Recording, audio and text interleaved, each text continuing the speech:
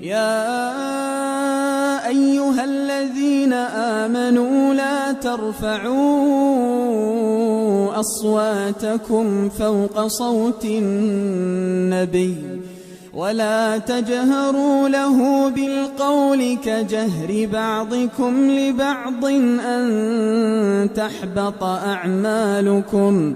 أن تحبط أعمالكم وأنتم لا تشعرون